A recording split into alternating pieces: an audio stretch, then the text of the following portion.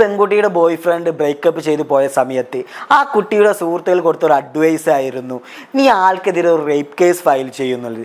അപ്പോൾ ഇവഞ്ച്വലി ഈ case settle ചെയ്യണമെങ്കിൽ ആൾക്ക് നിങ്ങളെ വിവാഹം കഴിക്കേണ്ടി വരും എന്നുള്ളത്.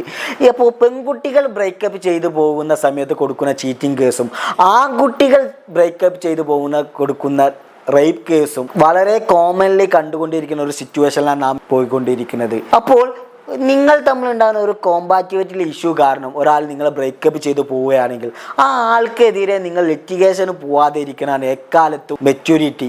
അതായത് നിങ്ങൾ താല്പര്യമില്ല പറഞ്ഞ് ഒരാൾ പോവുകയാണെങ്കിൽ ആ ആൾക്കെതിരെ നിങ്ങൾ ചീറ്റിംഗ് കേസും റേപ്പ് കേസും ഫയൽ ചെയ്തിട്ട് നിങ്ങൾ അയാളെ കല്യാണം കഴിച്ചിട്ടുണ്ടെങ്കിൽ ആക്ച്വലി നിങ്ങൾ വേസ്റ്റ് ചെയ്യുന്നത് ആ ആളുടെ മാത്രം ലൈഫല്ല, നിങ്ങളെ കൂടി ലൈഫാണ്.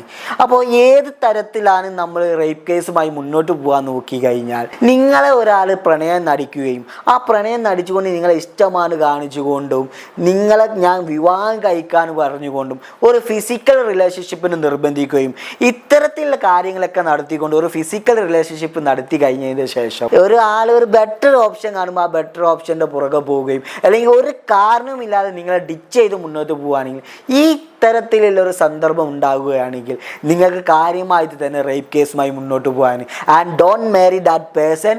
നിങ്ങൾ ആ ആളെ ഒരിക്കലും ഡിസേർവ് ചെയ്യുന്നില്ല.